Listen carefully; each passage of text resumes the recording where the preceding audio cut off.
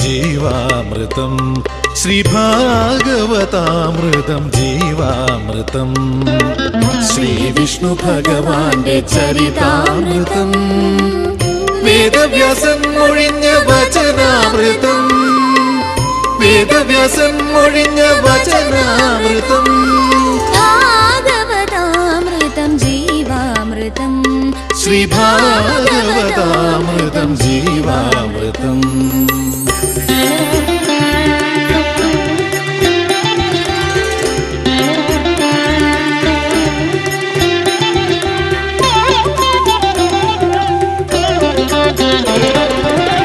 നാരായണ നമ നാരായണ ഹരി നാമം പരബ്രഹ്മജ്ഞാനാമൃതം നാരായണ നമ നാരായണ ഹരി നാമം പരബ്രഹ്മജ്ഞാനാമൃതം ഹരിനാമ സങ്കീർത്തനം പാടി ലോകത്തിൽ ഹരിയുടെ കരുണ കഥ പറയാം വൈഷ്ണവ വൈഭവ കഥ പറയാം ശ്രീകൃഷ്ണ കൃപാവര കഥ പറയാം വൈഷ്ണവ വൈഭവ കഥ പറയാം ശ്രീകൃഷ്ണ കൃപാവര കഥ പറയാം ഭാഗവതാമൃതം ജീവാമൃതം ശ്രീ ഭാഗവതാമൃതം ജീവാമൃതം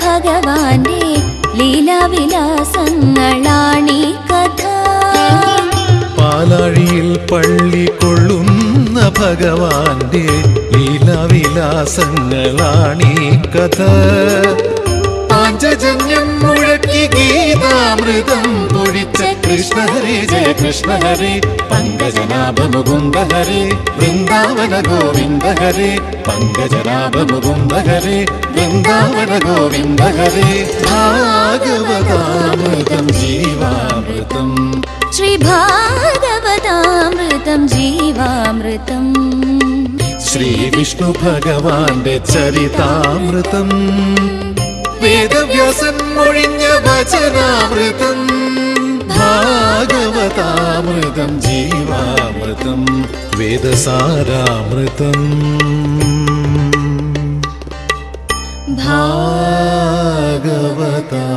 ഭാഗവതാമൃതം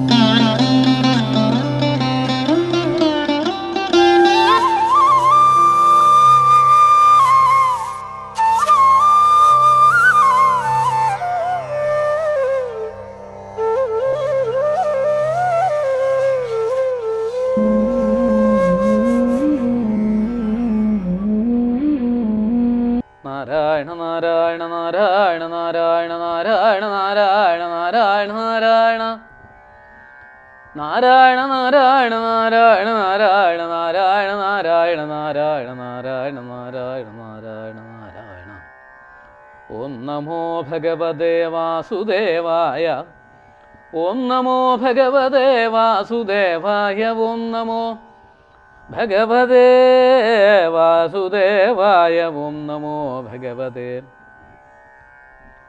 വാസുദേവായ ഓം നമോ ഭഗവതേ വാസുദേവായ ഓം നമോ ഭഗവതേ വാസുദേവായ ഓം നമോ ഭഗവതേ വാസുദേവായ നിഗമകൽപ്പതരോർഗളിതം ഫലം ശുഗമുഖാദമൃതദ്രവസം യുതം പിബത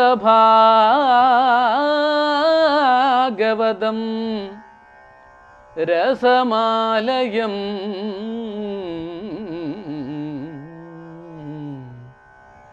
മുഹുരഹോ രസിക ഭുവി ഭാവുക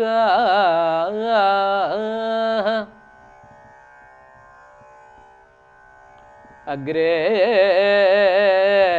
പശ്യാമി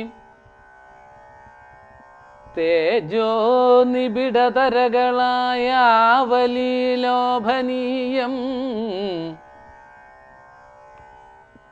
പീയൂഷാപ്ലാവിദോഹം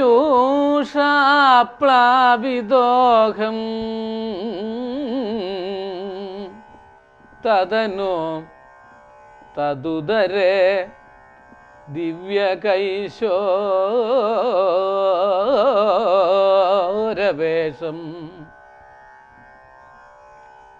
തദനു തദുദരേ ദിവ്യകൈശോരവേഷം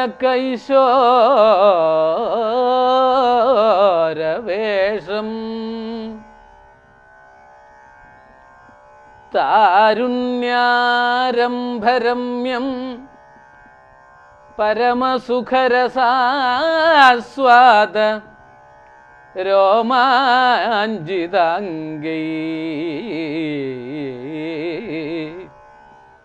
ആവീതം നാരദാദ്യൈ വിലസതുപനിഷൽ സുന്ദരീ മണ്ഡലൈശ്ച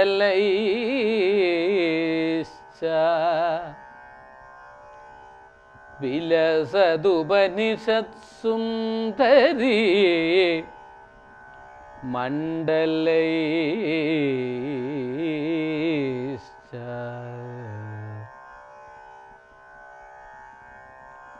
ഹരേ രാമ രാമ രാമ ഹരേ ഹരേ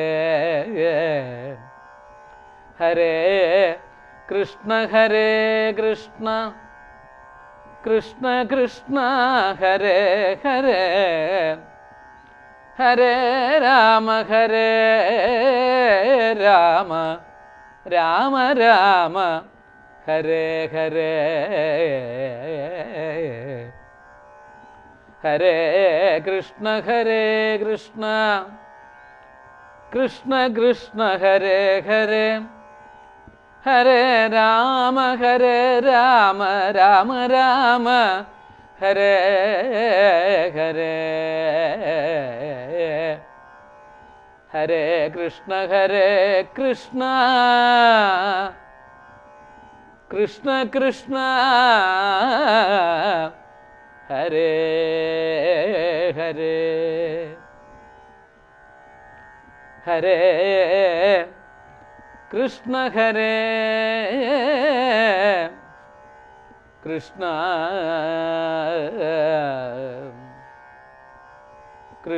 കൃഷ്ണ ഹരേ കൃഷ്ണ ഹരേ ഹരേ മുനീന്ദ്രൈഃ ഇത്യാദിസ്തവനമുഖരൈർമോദിതമനാ മഹീയസ്യ മൂർത്യാ വിമലതരകീർത്യാ ച വിലസൻ സ്വധിഷ്ണ്യാം സംപ്രാപ്തസുഖ രസവിഹാരീ മധുരിപോ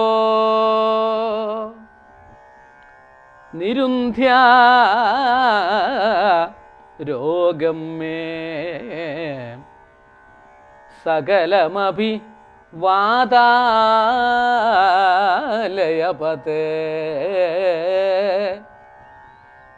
നിരുന്ധ്യാ രോഗം മേ സകലമപി വാതാലയപതേ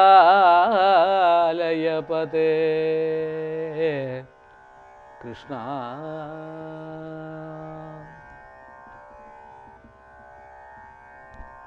എല്ലാവർക്കും നമസ്കാരം. ശ്രീമദ് ഭാഗവതം പ്രഥമസ്കന്ധത്തിലെ 3-ാം അധ്യായം 19-ാം ശ്ലോകമാണ് 2 സുദിനങ്ങളിലായിട്ട് അനുസ്മരിച്ചത്.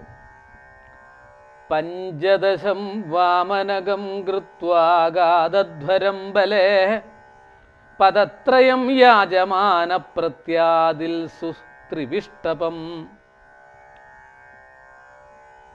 പ്രത്യാദിൽസു ത്രിവിഷ്ടപം.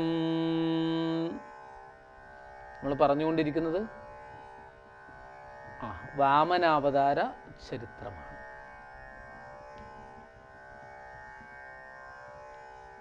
ത്രിലോകത്തിൻ്റെയും അധിപതിയായി ദേവന്മാരെ മുഴുവൻ ആ സ്ഥാനത്ത് നിന്ന് നിഷ്കാസിതനാക്കി ആ അധികാരം കയ്യിലെടുത്തുകൊണ്ട് അഹത്തോടുകൂടി കഴിഞ്ഞുകൂടുന്ന മഹാബലി, അദ്ദേഹത്തിനാൽ സ്ഥാനം നഷ്ടപ്പെട്ട മക്കളുടെ സങ്കടം സഹിക്കാൻ കഴിയാതെ അമ്മ കശ്യപ പ്രജാപതിയുടെ പത്നിയായ അതിഥി ദേവി പ്രാർത്ഥിച്ചതനുസരിച്ച് കശ്യപ പ്രജാപതി വ്രതാനുഷ്ഠാനം പറഞ്ഞുകൊടുത്തു. അങ്ങനെ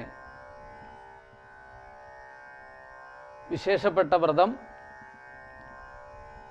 ഇവിടെ ആരംഭിച്ചു. ആ വ്രതത്തിൻ്റെ സമാപന സുദിനത്തിൽ ഉച്ചയോടുകൂടിയിട്ട് ആ പൂജ മുഴുപ്പിക്കുന്ന സമയത്ത് കണ്ണുനീരൊലിപ്പിച്ചുകൊണ്ട് ഭഗവാനെ ഇതിനൊരു വഴി ഉണ്ടാക്കി തരണേ എന്ന് പ്രാർത്ഥിച്ചു. അങ്ങനെയാണ് ഭഗവാന്റെ ദിവ്യ അവതാര സ്വരൂപം ഇങ്ങനെ കാണാനിടവന്നത്. നാരായണീയത്തിൽ പറയുന്ന ഭാവമുണ്ടേ ആ ദശകത്തിൽ, രണ്ടാമത്തെ ദശകത്തിൽ സൂര്യസ്പർദ്ധി കിരീടം ഊർധ്വതിലകപ്രോദ്ഭാസി ഫാലാന്തരം കാരുണ്യാകുലനേത്രമാർദ്രഹസിതോല്ലാസം സുനാസാപുടം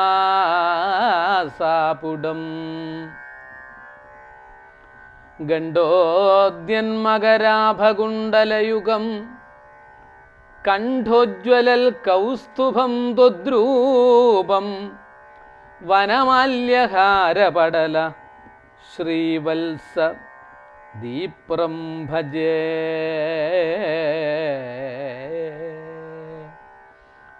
കേയൂരാംഗത ഗംഗണോത്തമ മഹാരത്നാങ്കുലീ അങ്കിത ശ്രീമൽബാഹുചതുഷ്ക സംഗത ഗതാശങ്കാരി പങ്കേരുഹം കാഞ്ചിൽ കാഞ്ചന കാഞ്ചി ലാഞ്ചിതലസൽ പീതാംബരാലംബിനീം ആലംബേ വിമലാംബുജദ്യുതിപദാം മൂർത്തിം തവാർത്തിച്ഛിതം. രണ്ട് ശ്ലോകത്തിൽ രണ്ടാമത്തെ ദശകത്തിൽ ശ്രീമന്നാരായണീയത്തിൽ ഗുരുവായൂരപ്പനെ ഭട്ടതിരിപ്പാട് പ്രാർത്ഥിച്ച് വന്ദിച്ച് നമസ്കരിച്ച ആ ദിവ്യസ്വരൂപത്തെ, നാരായണീയം പിന്നീടുണ്ടായതാണ്, ഈ അതിഥി ദേവി കണ്ട ആ സ്വരൂപത്തെ, ദേവകീ വസുദേവന്മാർ കണ്ട ആ സ്വരൂപത്തെ, ശ്രീകൃഷ്ണ അവതാരത്തിന് മുമ്പായിട്ട് കണ്ട സ്വരൂപത്തെ, അതുതന്നെയാണ് നാരായണീയത്തിൽ, ശ്രീമന്നാരായണീയത്തിൽ മേൽപ്പത്തൂർ ഭട്ടതിരിപ്പാട് 400 വർഷങ്ങൾക്ക് മുമ്പ് വർണ്ണിച്ച് ഗുരുവായൂരിൽ വാതിൽ മാടത്തിൽ വെച്ച് അവിടെ ഇരുന്ന് നേരിട്ട് കണ്ടുകൊണ്ട് വർണ്ണിച്ചിരിക്കുന്നത്. അതുകൊണ്ട് അതൊന്ന് എടുക്കുമ്പോൾ അതിനൊരു ശക്തി ഉണ്ടാവും, മഹാത്മാക്കളുടെ അനുഗ്രഹം ഉണ്ടാവും, ഗുരുവായൂരപ്പൻ്റെ അനുഗ്രഹം ഉണ്ടാവും. നാരായണിയൊക്കെ ചൊല്ലിയാൽ വിശേഷമാണ്. 100 രൂപ അർത്ഥത്തോടു കൂടിയിട്ട് ഒരുപാട് പേജുകളുള്ള അതിമനോഹരമായ, ഗുരുവായൂരിൽ നിന്ന് മാത്രം ലോകത്തിൽ മറ്റെവിടെയും കിട്ടാത്ത തരത്തിലുള്ള വനമാല വ്യാഖ്യാനമുണ്ട് നാരായണീയത്തിന്. ഒരു ദശകമൊക്കെ ചൊല്ലണമെങ്കിൽ ഒരു 5 മിനിറ്റൊക്കെ വേണ്ടുള്ളൂ. ഓരോ ദശകത്തിലും എൻ്റെ രോഗം മാറ്റണേ ഭഗവാനെ എന്ന് പ്രാർത്ഥിക്കുന്ന തരത്തിലുള്ളത് അതിമനോഹരമായിട്ടുള്ള ശ്ലോക കുസുമങ്ങൾ കൊണ്ട്, ശ്ലോക പുഷ്പങ്ങൾ കൊണ്ട് ഗുരുവായൂരപ്പനെ അർച്ചിച്ച് സാധാരണക്കാർക്ക് വേണ്ടി സിദ്ധൌഷധാക്കി മാറ്റിയിട്ടുള്ള ആ നാരായണീയം ഏറ്റവും ശ്രേഷ്ഠമാണ്. ചെറിയതിനൊക്കെ അത്രയേ ഉള്ളൂ, ചെറിയ കുറച്ച് കാശ്, വലുതാവുമ്പോൾ ഇത്തിരി കൂടി കൂടുന്നു. അങ്ങനെയുള്ള വിശേഷപ്പെട്ട നാരായണീയത്തിൽ വർണ്ണിച്ച ഭാവത്തിൽ അതിഥി ദേവി സർവേശ്വരനായ ഭഗവാനെ മുന്നിൽ കണ്ടു. പിന്നീട് അതിവിശേഷപ്പെട്ട സ്തോത്രങ്ങൾ കൊണ്ട് പിന്നീട് സ്തുതിച്ചു. അതിമനോഹരമായിട്ടുള്ള സ്തോത്രങ്ങളെ കൊണ്ട് സ്തുതിച്ചു.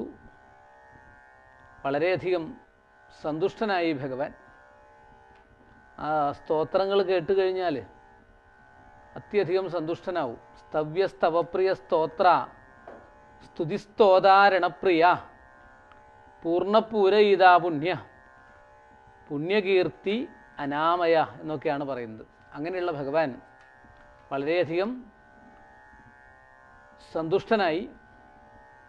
അങ്ങനെ പറഞ്ഞു, ഒന്നും പരിഭ്രമിക്കണ്ട ദേവി, ഞാൻ ദേവിയുടെ പുത്രനായിട്ട് അധികം വൈകാതെ തന്നെ ജനിക്കും. ആ ഗർഭത്തിലേക്ക് ഉടനെ തന്നെ പ്രവേശിക്കും.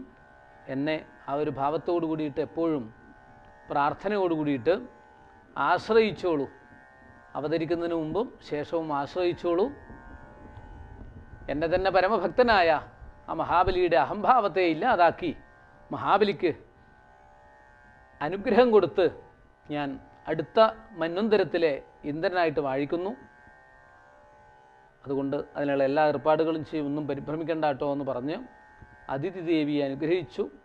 കാലം കുറച്ചുകൂടി കഴിഞ്ഞപ്പോഴാണ് ബ്രഹ്മാദി ദേവന്മാർക്കൊക്കെ മനസ്സിലായി ഈ ഗർഭിണിയായ കശ്യപ പ്രജാപതിയുടെ ഭാര്യയായ ദേവമാതാവായ അതിഥി ദേവി അവരുടെ ആ ആത്മാർത്ഥമായ പ്രാർത്ഥന കേട്ട് ഭഗവാൻ ഇത് അവതരിക്കാൻ തയ്യാറായിട്ടുണ്ടെന്ന് തോന്നി.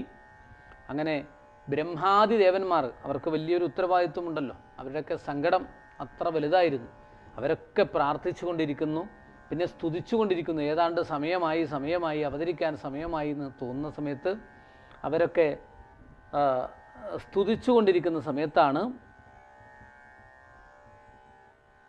സർവേശ്വരനായ ഭഗവാൻ വാമനമൂർത്തിയായിട്ട് അവതരിക്കുന്നത്. അങ്ങനെയുള്ള ആ വാമനമൂർത്തിയുടെ അവതാരം ശ്രീമദ് ഭാഗവതത്തിൽ വർണ്ണിച്ചിരിക്കുന്നത് ഈ സന്ദർഭത്തിലല്ല. പക്ഷേ ഏതായാലും അവതാര സ്വരൂപം ഏറ്റവും ശ്രേഷ്ഠമാണ്. അങ്ങനെ എല്ലാവിധത്തിലുള്ള ചൈതന്യങ്ങളോട് കൂടിയിട്ട് സൂര്യനെ പോലും വെല്ലുന്ന പ്രഭാവത്തോടു കൂടിയിട്ടുള്ള കിരീടം ധരിച്ച് 4 കൈകളിലും ശംഖ്, ചക്രം, ഗദാപത്മം ഇവയൊക്കെ ധരിച്ച് കൗസ്തുഭരത്നത്തോടുകൂടി വനമാലയോടുകൂടി ആടയാഭരണങ്ങളോടുകൂടി പീതാംബര പട്ടുടുത്ത് ഭഗവാൻ അവതരിക്കുന്ന അവതാരമാണ് വാമനാവതാരം. ആ അവതാര ശ്ലോകമൊക്കെ ഭാഗവതത്തിൽ പിന്നീട് വർണ്ണിക്കുന്നുണ്ട്. ആ സമയത്ത് നമുക്കത് വിസ്തരിക്കാൻ ഇടവരും. ഇപ്പോഴൊന്ന് അനുസ്മരിച്ചു എന്ന് മാത്രമേ ഉള്ളൂ. ആ അനുസ്മരണമാണ് അവതാര ലീലയിലേക്ക് എത്തിയിരിക്കുന്നത്. ഏറ്റവും ശ്രേഷ്ഠമായിട്ടുള്ളൊരു അവതാരം തന്നെയാണ് വാമനാവതാരം. ഇത്തം വിരിഞ്ചസ്തുതകർമ്മവീര്യ പ്രാദുർബഭൂവാമൃതഭൂരദിത്യാം ചതുർഭുജ ശംഖഗദാബ്ജചക്ര വിശങ്കവാസ നളിനായതേക്ഷണ. അങ്ങനെ താമരക്കണ്ണനായിട്ടുള്ള ഭഗവാൻ ശംഖചക്ര ഗദാപത്മങ്ങളോടുകൂടി പ്രാസൂതജ പ്രകട വൈഷ്ണവ ദിവ്യരൂപം സാദ്വാദശീ ശ്രവണ പുണ്യദിനെ ഭവന്തം. ഭഗവാൻ അവതരിച്ചത് എപ്പോഴാണ്? പൊന്നിൻ ചിങ്ങമാസത്തിലെ വാമനാവതാരത്തെക്കുറിച്ചാണ് പറയുന്നത്. പൊന്നിൻ ചിങ്ങമാസത്തിലെ തിരുവോണം നക്ഷത്രത്തിലാണ് അവതരിച്ചത്. അപ്പോൾ നമ്മൾ തിരുവോണം, പൊന്നിൻ ചിങ്ങമാസത്തിലെ തിരുവോണത്തെയാണ് ചുരുക്കിയിട്ട് തിരുവോണമാണ്. ഓണം എന്ന് പറയുന്നത് ഓണം ഉണ്ണണം, ഓണ ആഘോഷം ഒക്കെ അതുമായിട്ട് ബന്ധപ്പെട്ട് വന്നിരിക്കുന്നതാണ്. അപ്പോൾ ഈ ശരിക്ക് പറഞ്ഞാൽ പൊന്നിൻ ചിങ്ങമാസത്തിലെ തിരുവോണം എന്നുള്ളത്, തിരുവോണം ആശംസിക്കുക എന്ന് പറഞ്ഞാൽ അല്ലെങ്കിൽ തിരുവോണ സുദിനത്തിൽ നമ്മൾ എന്തെങ്കിലും ചടങ്ങുകൾ നടത്തുക, അന്ന് വ്രതമനുഷ്ഠിക്കുക, അന്ന് ക്ഷേത്രത്തിൽ പോവുക, അന്ന് പ്രാർത്ഥിക്കുക, അന്ന് അനുസ്മരിക്കുന്നത് യഥാർത്ഥത്തിൽ ഈ ഭഗവാന്റെ തിരുനാളാണ്. അത് ഓർമ്മിക്കണം. ഭഗവാന്റെ തിരുനാൾ ജന്മദിനമാണ്, പിറന്നാളാണ്. ഏത് ഭഗവാന്റെ? വിഷ്ണു ഭഗവാൻ വാമനമൂർത്തിയായിട്ട് അവതരിച്ച ആ വാമന ജയന്തി സുദിനമാണ് പൊന്നിൻ ചിങ്ങമാസത്തിലെ തിരുവോണം. എത്ര പേർക്കറിയാം? ഇപ്പോഴും മനസ്സിലാക്കിയില്ല. മഹാബലിയുടെ ചരിത്രമാണ്. മഹാബലിയുടെ ചരിത്രം ഇതിലേക്ക് കൂട്ടി യോജിപ്പിക്കുന്നതാണ് പിന്നീട് ബലി മഹാനായി തീർന്ന സമയത്ത്. നമുക്ക് രണ്ടും ഒരുപോലെയാണ്. യഥാർത്ഥത്തിൽ അന്ന് തിരുവോണത്തിൻ്റെ വിശേഷം, ഈ സന്താന വിഷയങ്ങൾക്കൊക്കെ തിരുവോണം ഏറ്റവും പ്രധാനപ്പെട്ട സുദിനമാണ്. സന്താന ഹോമങ്ങൾക്ക് തിരുവോണം വിശേഷപ്പെട്ടതാണ്. അതുകൊണ്ട് തന്നെ ഭഗവാൻ ആ ഒരു സുദിനത്തിൽ തന്നെ അവതരിച്ചു. ഒരുപാട് പ്രത്യേകതകളുണ്ടെന്ന്. വിജയ എന്നുള്ള ആ പ്രത്യേക മുഹൂർത്തത്തിലാണെന്ന് പറയുന്നു, അത് ശരി. അതിനപ്പുറം ആ സന്ദർഭം, ആ സുദിനത്തിൽ ദ്വാദശി ശ്രവണ പുണ്യദിനേ ഭവന്തം, പുണ്യദിനത്തിൽ ദ്വാദശി എന്ന് പേരായിട്ടുള്ള ആ ശ്രവണ പുണ്യദിനത്തിൽ, ചിങ്ങമാസത്തിലെ ആ സുദിനത്തിൽ, തിരുവോണ നക്ഷത്രത്തിൽ ഭഗവാൻ ശംഖചക്ര ഗദാപത്മങ്ങളോട് കൂടിയിട്ടാണ് അവതരിക്കുന്നത്. ഒന്ന് ഓർമ്മിക്കുക. അവതരിച്ച് കശ്യപ പ്രജാപതിയും അതിഥി ദേവിയും വേണ്ടതുപോലെ വാഴ്ത്തി സ്തുതിച്ചു ഭഗവാനെ.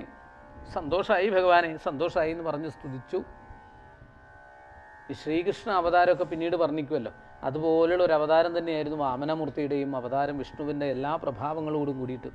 അതുകൊണ്ടാണ് ഒരു വാമനമൂർത്തിയുടെ ക്ഷേത്രം എവിടെയെങ്കിലും ഉണ്ടെങ്കിൽ ആ ക്ഷേത്രത്തിൽ വിഷ്ണുവിൻ്റെ തന്നെ ഭാവമാണ് ഉണ്ടാവുക, ചതുർഭുജനായിട്ടാണ് ഉണ്ടാവുക.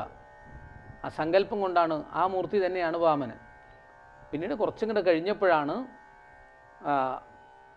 ശ്രീകൃഷ്ണ അവതാരത്തിൽ ആ ഉണ്ണി ഈ 4 കൈകളൊക്കെ മാറ്റി വെച്ച് 2 കൈയോട് കൂടിയിട്ട് കൊച്ചുകുട്ടിയായി മാറുകയും ഗോകുലത്തിലേക്ക് കൊണ്ടുപോവുകയും ചെയ്യുന്നുണ്ടല്ലോ.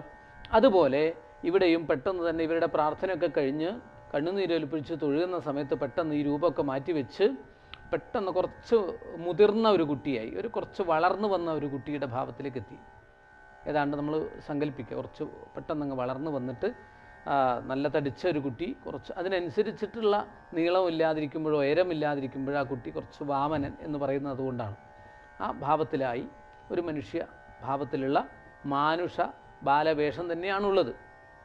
പക്ഷെ കശ്യപ പ്രജാപതി പ്രമാണപ്രകാരം, കാരണം ആ ഉയർന്ന് ഒരു പ്രായമായിട്ടുണ്ട്, ബ്രഹ്മചാരിയുടെ പ്രായമായിട്ടുണ്ട് തോന്നിയപ്പോൾ അദ്ദേഹത്തിനുള്ള ചില അന്തര്യാമിയായിട്ടുള്ള ഭഗവാന്റെ നിർദ്ദേശമനുസരിച്ച് അദ്ദേഹം പ്രവർത്തിച്ചു. അങ്ങനെയാണ് വിധിപ്രകാരം ഒരു ബ്രാഹ്മണൻ്റെ, അതായത് ഇങ്ങനെ ഒരു ശ്രേഷ്ഠനായിട്ടുള്ള കുലത്തിൽ, പ്രജാപതിയുടെ കുലത്തിൽ ജനിച്ചു കഴിഞ്ഞ ഒരു ഭഗവാൻ തന്നെയാണ് അവതരിച്ചത് എന്ന് മനസ്സിലായല്ലോ.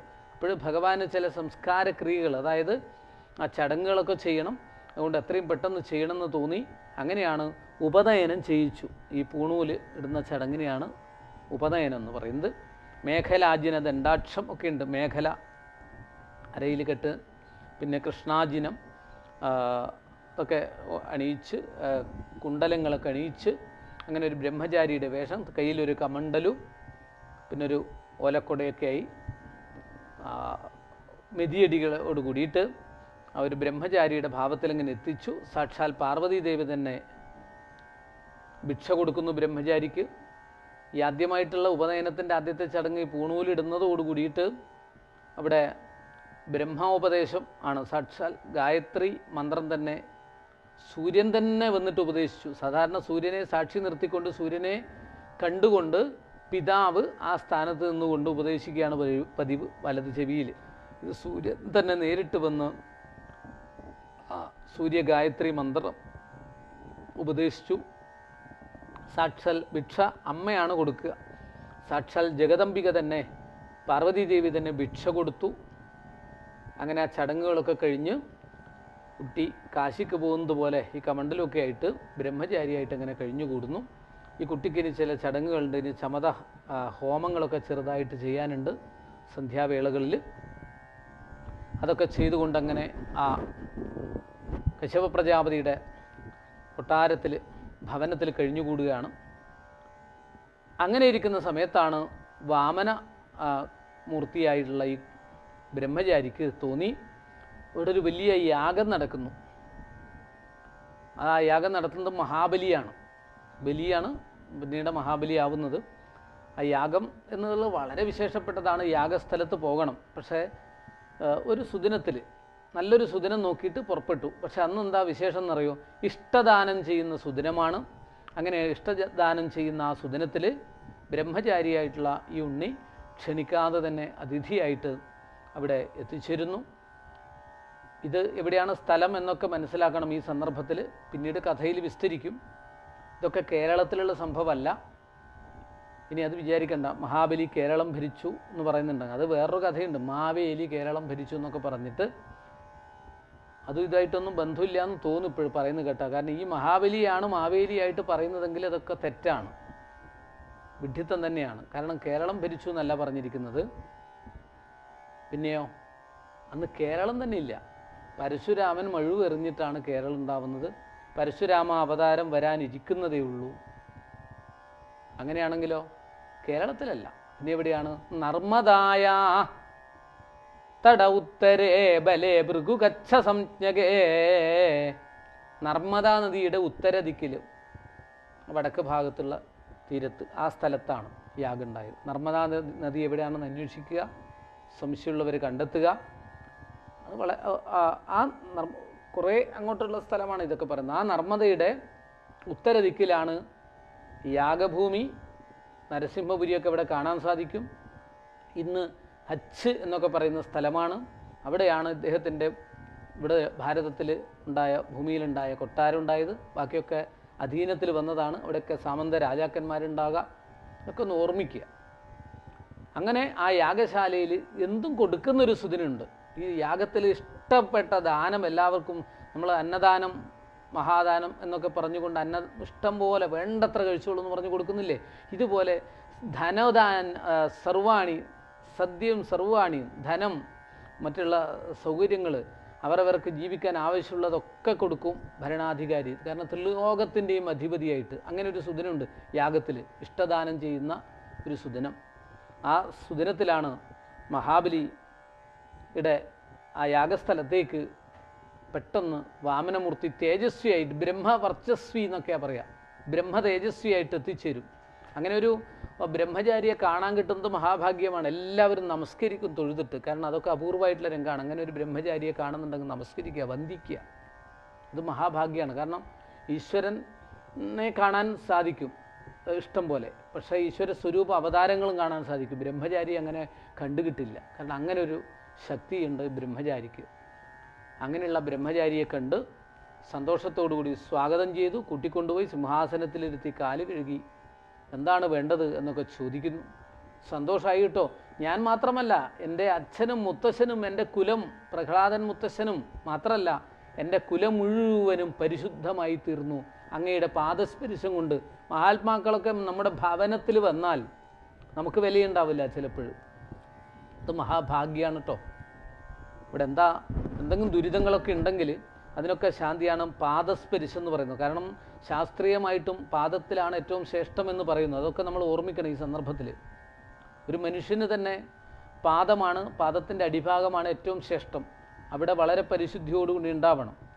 അവിടെ എന്തെങ്കിലും ഒരു സംഭവിക്കുക, സകലത്തിൻ്റെയും ഈ തലച്ചോറിനെ നിയന്ത്രിക്കുന്ന മുഴുവൻ ഭാഗത്തിൻ്റെയും നിയന്ത്രണം പാദത്തിലാണ് ഉണ്ടാവുക.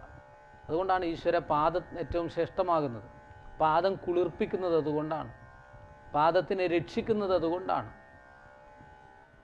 ഏറ്റവും ശ്രേഷ്ഠമാണ്. നാഡി ഞരമ്പുകളുടെ മുഴുവനും അടിസ്ഥാനം പാദത്തിലുള്ളത് കൊണ്ടാണ് ചികിത്സാ പദ്ധതിയിൽ എണ്ണ തേച്ചിട്ട് കാലിൻ്റെ അടിഭാഗത്ത് എണ്ണ തേച്ച് കുളിക്കാൻ പോലും പറയുന്നത്. അങ്ങനെയുള്ള പാദം ഏറ്റവും ശ്രേഷ്ഠമാണ്. അതുകൊണ്ടല്ലേ പാദം തൊട്ട് തലയിൽ വെക്കുന്നത്. ആ പാദത്തെ ഒന്ന് തൊട്ടിട്ട് ഞാൻ പോയിക്കോളാം, അനുഗ്രഹം വാങ്ങാൻ. പാദത്തിലല്ലേ എല്ലാവരും നമസ്കരിക്കുക, പാദത്തിലല്ലേ പുഷ്പാഞ്ജലി ചെയ്യുക, പാദത്തിലല്ലേ നിവേദ്യം വെക്കുക. പാദമല്ലേ പാദം. ശരണം ദേവൻ പാദം, ദേവി പാദം, ഇങ്ങനെയല്ലേ നമ്മൾ പറയുന്നത്. അതുകൊണ്ട് തന്നെ ഏറ്റവും ശ്രേഷ്ഠമാണ് ഇവിടുത്തെ പാദം. ബ്രഹ്മചാരിയുടെ പാദം വെച്ച്, അതായത് ആ കാല് കൊണ്ട് ഇവിടെ ഇങ്ങനെ കയറി വന്നു എന്നുള്ളത് തന്നെ ഏറ്റവും ശ്രേഷ്ഠമാണ്. എന്നൊക്കെയുള്ള ബഹുമാനത്തോടു കൂടി. കാരണം യാഗസ്ഥലത്തേക്ക് പലരും വരും, ബ്രാഹ്മണരൊക്കെ വരും. പക്ഷെ ഒരു ബ്രഹ്മചാരി ക്ഷണിക്കാതെ കണ്ട് വന്നത് സന്തോഷമായി. അതും ഇഷ്ടദാനം ചെയ്യുന്ന ദിവസം വന്നതുകൊണ്ട് സന്തോഷമായി. ഇനി എന്താണ് അങ്ങേക്ക് വേണ്ടതെന്ന് ചോദിച്ച് മഹാബലി വേണ്ടതുപോലെ വരം കൊടുക്കാനായിട്ട്, അതായത് വരം എന്ന് പറഞ്ഞാൽ അദ്ദേഹത്തിൻ്റെ ആഗ്രഹം എന്തുണ്ടോ അതൊക്കെ ഞാൻ സഫലീകരിക്കും, കാരണം അങ്ങനെ ഒരു ബ്രഹ്മചാരിയെ കിട്ടിയത് മഹാഭാഗ്യമാണ് എന്നൊക്കെ പറയുന്നു. ഇനി എന്താണ് അങ്ങേക്ക് വേണ്ടത്? കാരണം ഇന്നെന്തോ ആഗ്രഹിച്ചിട്ടാണ് വന്നത്, ഇഷ്ടദാനം ചെയ്യുന്ന സുദിനത്തിൽ വന്നതുകൊണ്ട് എന്തോ ആഗ്രഹിച്ചിട്ടാണെന്ന് തോന്നുന്നു. എന്താണ് വേണ്ടതെന്ന് ചോദിക്കുന്നു. എനിക്കൊന്നും ആവശ്യമില്ല, ഇരുന്ന് ഹോമം ചെയ്യാൻ വേണ്ടിയിട്ട് ചെറിയൊരു സൗകര്യം, ഒരു 3 അടി എൻ്റെ കാലുകൊണ്ട് അളന്നെടുക്കുന്ന ഒരു 3 അടി മണ്ണ് വേണമെന്ന് പറയുന്നു. എന്തിനാ പറഞ്ഞതെന്ന് വെച്ചാൽ, എനിക്ക് ബ്രഹ്മചാരി അധികം സ്വത്ത് സമ്പാദ്യമൊന്നും ഉണ്ടാക്കാൻ പാടില്ല എന്നൊരു പ്രമാണമുണ്ട്. അവനവന് ഈ ബ്രഹ്മത്തിലേക്ക് സഞ്ചരിക്കാനുള്ള, അതിന് വേണ്ടുന്ന ഇരുന്ന് ചെയ്യാനുള്ള സൗകര്യം മാത്രമേ സ്വന്തമായിട്ട് വേണ്ടതുള്ളൂ. അതിന് സ്വന്തമാവുന്നതെന്ന് വെച്ചാൽ, ഈ മഹാബലി പറഞ്ഞു ഈ ത്രിലോകം മുഴുവനും എൻ്റേതാണ്, എൻ്റെ കാൽ കീഴിലാണ്, ഇതൊക്കെ ഇപ്പം ഞാനാണ് അടക്കി ഭരിക്കുന്നത്, ഇതൊക്കെ എൻ്റെ കയ്യിലാണ്, ത്രിലോകം വിശ്വത്തിൻ്റെ മുഴുവൻ ഈശ്വരൻ ഞാനാണെന്നുള്ള ഒരഹം ഉണ്ടായിരുന്നു മഹാബലിക്ക്. അപ്പോഴാണ് പറഞ്ഞത്, അങ്ങനെയാണെങ്കിൽ എനിക്ക് സ്വന്തമായിട്ടൊരു ബ്രഹ്മചാരി എന്നുള്ള നിലയ്ക്ക് ഒരു 3 അടി മണ്ണ് വേണം, എൻ്റെ കാലുകൊണ്ട് അളന്നെടുക്കുന്നത് തരണമെന്ന് പറഞ്ഞു.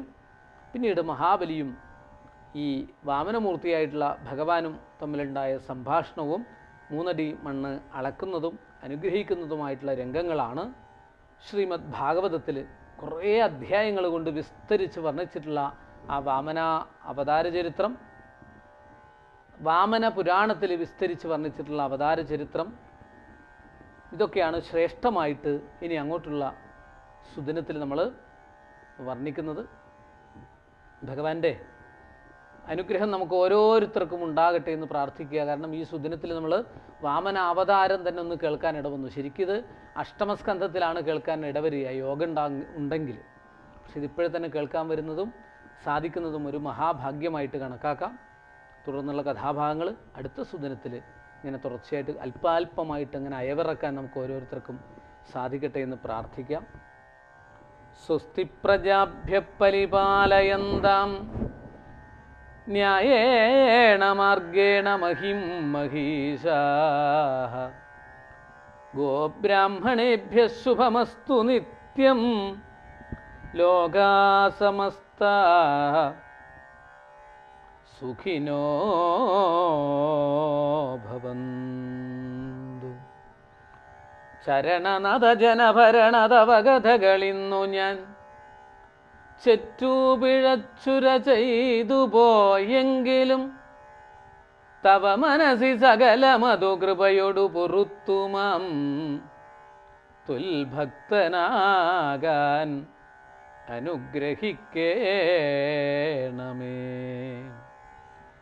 യോഗീന്ദ്രാണാം ത്വദംഗേഷ്വധിക സുമധുരം മുക്തിഭാജാം നിവാസോ ഭക്താനാം കാമവർഷദ്യുതരുകിസലയം നാഥാ തേ പാദമൂലം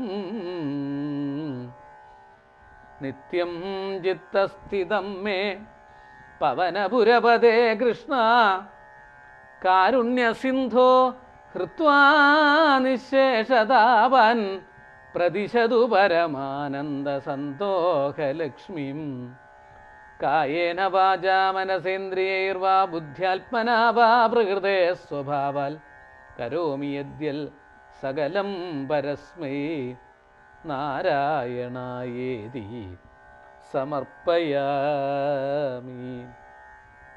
ഹരേ രാമ രാമ രാമ ഹരേ ഹരേ, ഹരേ കൃഷ്ണ കൃഷ്ണ കൃഷ്ണ ഹരേ ഹരേ, ഹരേ രാമ രാമ രാമ ഹരേ ഹരേ, ഹരേ കൃഷ്ണ കൃഷ്ണ കൃഷ്ണ ഹരേ ഹരേ, ഹരേ രാമ രാമ രാമ ഹരേ ഹരേ, ഹരേ കൃഷ്ണ കൃഷ്ണ കൃഷ്ണ കൃഷ്ണ ഹരേ ഹരേ. നമസ്കാരം.